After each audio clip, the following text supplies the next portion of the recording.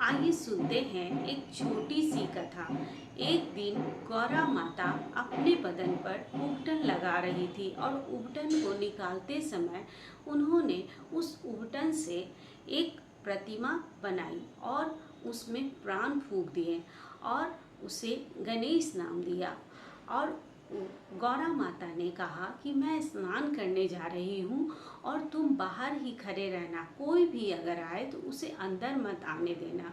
यह कहकर गौरा माता स्नान करने चली जाती है और इधर शंकर भगवान जी आ जाते हैं, लेकिन वह गणेश भगवान जी यह नहीं समझ पाते हैं कि यही मेरे पिता हैं।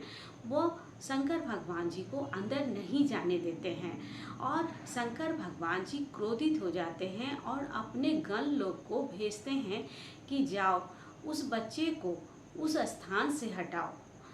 सारे गण आते हैं और गणेश भगवान जी को हटाने की कोशिश करने लगते हैं, लेकिन उसमें प्राण गौरा माता ने फूके थे और जिस वजह से उनके अंदर बहुत शक्ति आ गई थी और वह कोई भी गण उसे उस रास्ते से हटा नहीं पा रहे थे। तभी वो जाकर शंकर भगवान जी से कहते हैं कि यह बालक बहुत ही बलशाली है, यह किसी को भी अंदर जाने नहीं दे रहा है। तभी शंकर भगवान जी क्रोधित होते हैं और क्रोध में आकर उन्होंने अपना त्रिशूल उठा लेते हैं और उस बच्चे की गर्दन को काट देते हैं। जब गौरा माता बाहर आती हैं तो देखती हैं कि गणेश भगवान जी का सर कट गया है।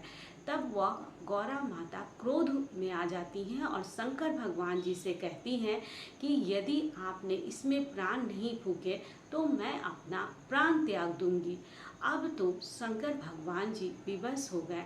तभी उन्होंने अपने गण लोग को भेजा कि जाओ ऐसे बच्चे का सर लेके आना जो अपनी माता के विमुख होकर बैठा हो या सो रहा हो।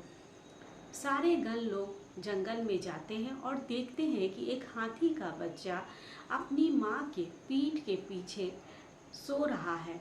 गण लोग उस बच्चे का सर काट कर ले आते हैं और लाकर गणेश भगवान जी के सर पर वह जोड़ा जाता है।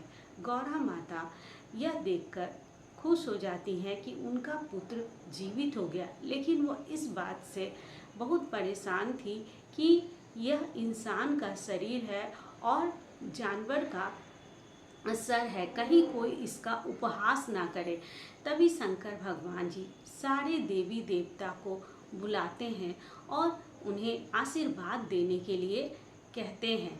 तभी गणेश भगवान जी को बुद्धि, बल, विद्या का दाता के रूप में उन्हें वर दिया जाता है और यह भी वर दिया जाता है कि संसार में यदि कोई भी पूजा होगी तो सबसे पहले गणेश भगवान जी की ही पूजा होगी।